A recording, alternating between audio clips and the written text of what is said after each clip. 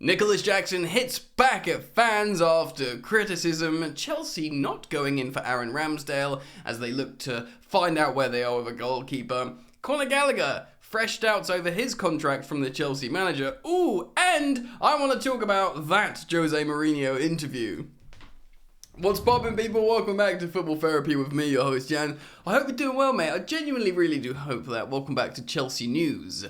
Of course, the daily series here on the channel where I reflect on what's going on with Chelsea across, what's being said about Chelsea across all news media, social media, giving you my opinion on it, more importantly asking for yours, and we're going to get into all that stuff today.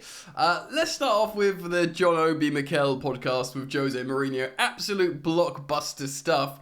Mourinho doesn't do podcasts ever, so understandably many people were excited for this podcast to come out, and I was one of those excited people. He is just such an interesting person to listen to. He's blockbuster. We all want to hear the stories from his Chelsea days, and some really funny stuff in there. I'd urge you to go and watch it or listen to it, whatever. It's on YouTube. But a lot of people are talking about Jose Mourinho lately, and there's kind of like revisionism of like, oh, get Jose in, you know, we need this, like, just bring him back for the third time. We need this winning culture.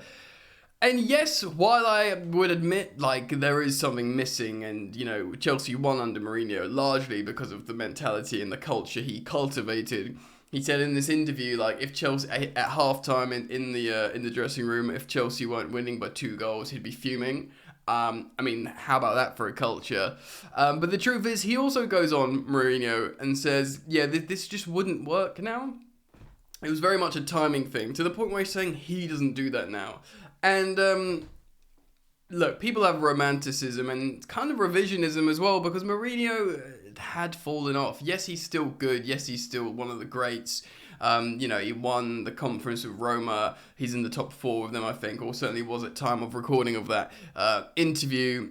And, just what a sensational character and asset to the Premier League when we had him. And, they reiterated that stat of there was a 9-year period across multiple clubs, like a decade, where he didn't lose a home game. So that was Porto, Chelsea, Inter, and Real Madrid. He just never lost a home game, which is just absolutely insane over 9 years. The special one indeed, but he, ladies and gentlemen, is not the solution to our problems now. I know his contract's up at Roma, but I think it would be a big mistake for Chelsea to do that. It's not going to work in the modern age of the Premier League, and the squad, certainly the squad that we've got as well. For a couple of reasons, because I think he's just not the manager he once was, and the fact how he says himself, his methods that we were all romanticising about from those, the good old Chelsea days, just don't work now, at all. And as much as I love listening to him, I have to be honest, bro, like, he's not our Alex Ferguson, or our Arsene Wenger. He just isn't, because and this is fine because it's part of the mystique and of Jose Mourinho. He's sort of in it for himself, and that's why he says, he loves all his clubs. His Inter, Porto, Real Madrid, Chelsea. He says like Manchester United, Roma. He sort of dances around Tottenham, but sort of explains how it's because it was the COVID season and stuff. But the thing is, for me as well, like, I know he's not like Fergie. He's not this like legacy guy, and yet he's our most important manager of all time, and we'll always thank for him. But I lost a bit of love when he said, like, he'd never go and manage Tottenham because he loves Chelsea. He just went to go manage Tottenham because it suited him, and that's okay. Like, that is okay because like a footballer these days, they prioritize their career than legacies. That's fine, but I personally lost a bit of like this sort of like awe towards him. But anyway, it's a really great interview, a great podcast with John Obi Mikel. He's obviously had Lamps JT on and stuff like that, Zola, Di Matteo. It's worth having a check out of his channel, I recommend it. But salient point, because he spoke about his time at Chelsea. Everyone, people have been speaking about him of late, Chelsea fans. But he's not the solution to our problems, though we do have problems, of course. We'll talk about Nicholas Jackson in a minute and his comments. Let's start off with Nezar Kinsella's first article on the goalkeeper. Chelsea transfer move for Aaron Ramsdale unlikely despite speculation. So let's jump into that. So Chelsea are set to give Georgia Petrovic a run in the team and resist making a move for a goalkeeper in January. Reports a potential move. Of course, we've reportedly been looking at Aaron Ramsdale. Petrovic made his first Chelsea start and, of course, our 2-0 win at Stamford Bridge over Sheffield United. He replaced Rob Sanchez, who is set for a significant period on the sidelines after he suffered a knee injury at Everton. Sanchez is currently awaiting his recovery plan after seeing a specialist last week. Chelsea believe Petrovic, the £14 million man from New England Revolution, is capable of rising to the task after they signed him as genuine competition to Sanchez in the summer. This is wild, and this is definitely not Chelsea of old. We've been speaking of Chelsea of old with the Mourinho interview, but signing a £14 million, 1-4 goalkeeper from MLS and thinking he's like and I've got no issue with this. Players are players.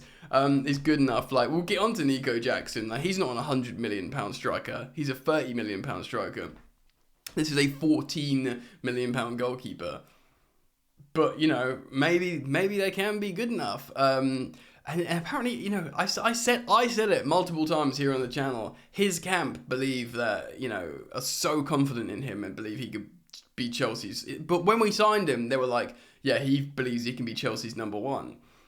Well, here's your chance, bro. So Chelsea will resist the urge to sign a goalkeeper in January with fit again Marcus Bettinelli regarded among the best third choice options in the Premier League. And by the way, yeah, Marcus Bettinelli, like, people spoke about him as this like old Willy Caballero type of dude. He was younger, is younger than Edouard Mendy. Of course, Mendy's gone to Saudi Arabia now. So everyone thought like, oh, he's the old guy, like, third option. But no, he was like a few months younger than Mendy, which is just goes to show. And he played like every game for Fulham in the Championship as their first team goalkeeper, I think. So that's like a super high level for a third choice goalkeeper. I think we were happy that he's happy and probably just re-signing these like extensions and just having that third goalkeeper life at Chelsea probably settled down and Cobham just accepted that life. But really, really high level for a third choice. Chelsea have been repeatedly linked with the Arsenal goalkeeper Ramsdale, who's considering his move away from the Emirates. Of course, he's lost his place to David Raya. David Raya not looking the most sturdy at times as well. But Chelsea are not expected to turn any interest into a concrete transfer move after focusing our attention in other parts of the team. So Pochettino said about Petrovic, quote, "It was an important debut for him, and when you keep a clean sheet, it was good." Yeah, I agree, concise. Chelsea's priority, of course, is to sign a striker or a versatile forward, interesting, with Napoli's Victor Osimhen or, of course, Ivan Toney of Brentford, even Sporting's Victor Gyökeres, Scandinavian guy, I believe, on their transfer list. Of course, we've looked at Nusa as well, but he's more of a winger, and he's 18 years old. I think if we're going to get a striker! Not a versatile. We've got plenty of versatile forwards. And, Jackson, who we're going to speak about in just a couple of moments, he looked almost better for Chelsea last time out, playing on the right, which shouldn't shock you because by trade, believe it or not, Nicholas Jackson is a winger. He's only been a striker for about a year. So maybe we just need loads of versatile forwards that just keep swapping. And that's how we get by it. Works well in theory, just false forwards. Let's move on to the next article from Kinsella about Conor Gallagher, man. Pochettino casts fresh doubt over Conor Gallagher's future amid a contract standoff. Pochettino says, quote, "It's important to Chelsea, but he admits whether he will not decide whether the midfielder stays at Stamford Bridge." Okay, so, it's not in his hands, Pochettino is saying here. Gallagher is the stand-in captain while Reece James is out injured. Also, of course, vice-captain Ben Chilwell, we should say. But he's heading into the final 18 months of his contract and faces uncertain future. Asked about the 23-year-old situation ahead of the January transfer, Pochettino said, "This is between the club and the player. I don't need to talk too much because it's not my decision. He is in the starting 11 in nearly all the games and is one of the captains. For me, he is the type of player the club needs to have. This won't surprise anyone, ladies and gentlemen, that Pochettino is waxing lyrical about Conor Gallagher. I think we all said before the season started that he is the ultimate Pochettino-style player in that midfield. And yes, it's come to pass that he's playing all the time. It is understood Gallagher is yet to start negotiations over a new contract. This is despite being part of Chelsea's leadership group, which also includes, of course, the aforementioned James, Chilwell, and indeed Levi Colwill. Apart from Chilwell there, just all the Chelsea Academy graduates, which is a recurring theme with the Chelsea manager granting the armband to these young players. Pochettino is keen to use an English core to build a positive culture at Chelsea after a merry-go-round of transfers in and out of the club after the last 2 years. He has continued to praise Gallagher, who has been one of his most important and reliable performers this season. He says, quote, "He's important because of his Chelsea values. He came from the academy, he knows the identity of the club, and he is very committed. You can see on the pitch how he runs, plays, and he fights. He gives everything, and he's a really important player. All coaching staff want this type of player in their team." Yeah, it doesn't surprise anyone. I can totally understand. I have recently speculated on my Instagram. By the way, a little bit of housework mid-video. Do consider following me on Instagram at FootballYannick. I do lives all the time and chat to you guys. And thank you for supporting the content, for liking and subscribing to this liking to this video, subscribing to this channel, and liking this video.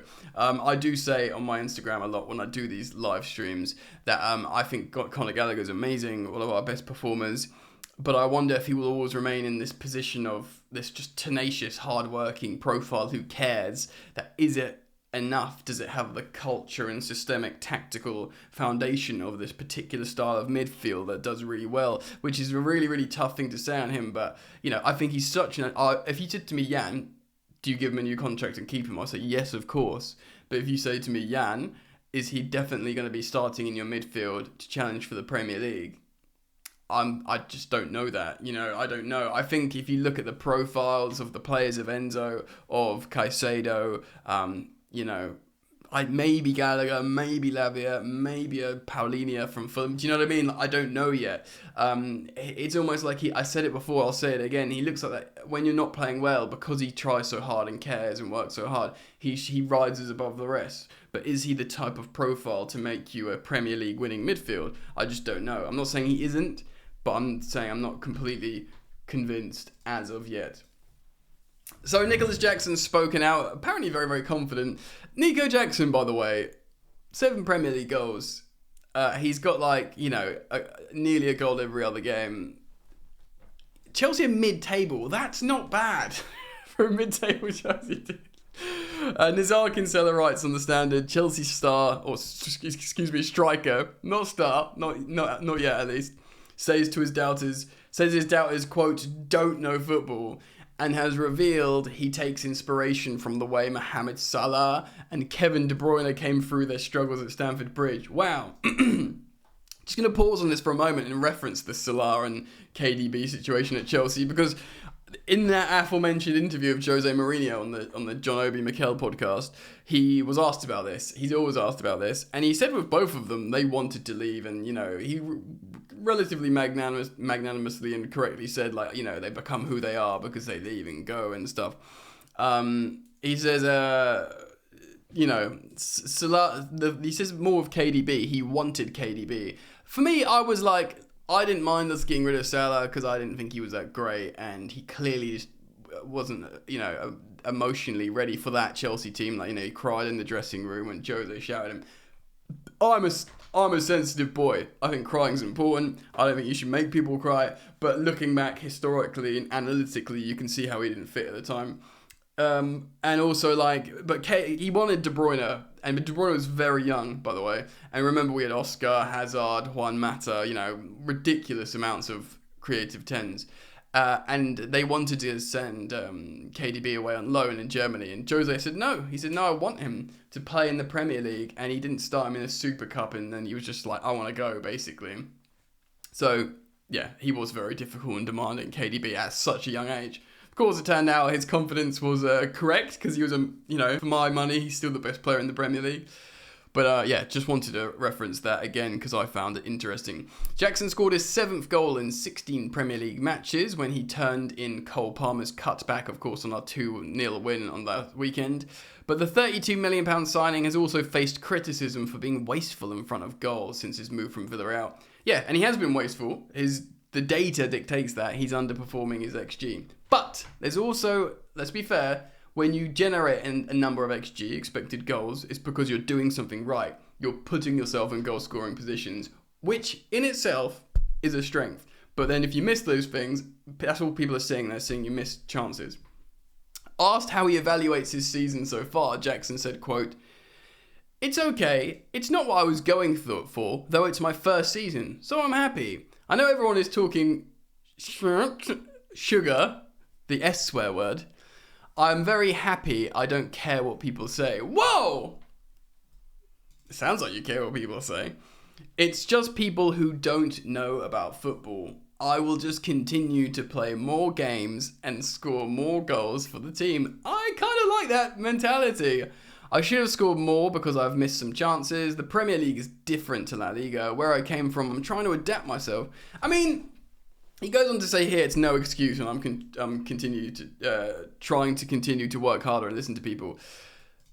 It kind of is an excuse as well. I mean, like, look, you know, there is an element of excuse. You know, you're a converted winger, you're coming from Villarreal, you're coming from La Liga, you're being dropped into this Chelsea side, whatever this Chelsea side is. So it kind of is an excuse a little bit. But at the same time, you know, be better with Chelsea, which is a thing, you know. So he says he's trying to listen to people, not the people who don't know about football. I listen to the coach that knows more football and tries to improve himself. Yeah, to be fair, good. Pochettino has had to rely on Jackson this season. Breer's not been consistently fit. Of course, Nkunku's not even touched the grass yet. Jackson admits being the main striker has been a heavy burden, but has revealed Pochettino has eased pressure on him by comparing him to Salah and De Bruyne. So Jackson says this: "He's been good with a lot of young players, so he motivates me every day and tells me to go, and has seen people worse than me in the past, and now they are big players. De Bruyne was here and Salah was here. They struggled and now are the big players. They didn't listen to people who don't know about football." He keeps telling me that. I like that. Pochettino's clearly saying the right thing to him. He knows about football, as in Pochettino. They don't know about football, so I don't listen to them. Stay off Twitter or X and stop freaking doing voice notes to Astrid Wet and you'll be alright, mate. Chelsea's win against Sheffield United eased some pressure at the club, but the Blues coming back into 10th place. Let's go! Top half, baby! Jackson believes Chelsea can still salvage something from the season with an important Carabao Cup quarter-final on Tuesday. He says, "We still believe. We have played just 17 games. You cannot just jump from 1 to 100. You have to go step by step." True. For me, all the players here has talent, can be there if we are good mentally. We have to forget about social media, agreed, and just focus on ourselves and try and win games for the team. Yeah, that's true. The coach is really, really helping us a lot. We believe in him, and he believes in us. He has been good with young players, and we are all young, don't we know it? Freaking, you know, kindergarten Chelsea. This is not an excuse, but we are working to try and understand each other on the pitch and win games. I kind of like this. He's confident, but at the same time, he's sort of saying, look, guys, like, this is a new team. Give us a freaking chance. We're young. I kind of agree. And it is all true, but at the same time, you need to, I don't know, like, you don't want to focus on the reasons by, you know, I'm sort of coming off watching that Jose Mourinho interview, and I'm trying to be somewhere in the middle of, you know, just supreme Jose confidence, you know, what's it called, no excuses, kind of vibes, and then the modern day reality of what the Premier League is, what players are today, and how to become a good team in this, like, Premier League climate, in this Premier League landscape, and it's really, really tricky, you know. Still, he's got 7 Premier League goals. There's 7 more than Højlund, who cost, like, nearly 3 times as much as he did, and, you know, he's got 2 or 3 assists. You know, if he scored 3 more goals, say, like, matched up to his XG, we'd be talking about one of the top scorers in the Premier League, despite us being probably still 10th. It's tough. It's tough. I think he would do a lot better to have to be a second striker. I don't know what's going to go with Armando Bria. I'd love for him to work. I think maybe another loan for Bria because he's still young and Bria needs to go and not play for Southampton. He needs to go and play for like a friggin', I don't know, like a top 8 Premier League team maybe, or like, I don't know, like a top 4 Serie A or Liga team, and just go and be the striker, go and be the starting striker and play every single game in a system and gain confidence and get goal, because he needs senior goals, Armando Bria. Do you know what I mean? He needs to rack up the numbers and get senior goals. That's what I'd say. And then I'd look at Jackson, and because Jackson's the kind of decent second team striker, like I see him being better than Batshuayi or Loic Remy or someone for us, because he can play as a striker or he can play as a winger, like a right winger. And then you can bring on, when you're chasing a goal, you can move him wide, you can bring a striker on, you can do you know what I mean? So I think he'd be a useful second striker, maybe to like a Victor Osimhen, or, you know, I think Ivan Toney does. It's become news lately that Ivan Toney wants to go to Arsenal. I knew that ever since he did the Diary of a CEO podcast months ago. He was waxing lyrical about Arsenal. He's like putting in the seeds, basically saying, I want to go to Arsenal. So that's not like news to me. But yeah, regardless, I think Chelsea should get a bit more of a senior accomplished striker. And I think Nico Jackson can develop behind him and then maybe push him. Why not? You know, why not? We'll see what happens. Anyway, as always, I put it out to you guys. What do you think about the stories I've spoken about in today's video? Comment down below. Thank you for supporting the content simply by liking and subscribing. If you do subscribe, make sure you turn on that notifications bell so you get notified when I upload, essentially. Thanks again, guys. I hope to see you back here very soon. Of course, always check on the channel after a match, because I will upload really quite soon after a match. All right. All right, peace.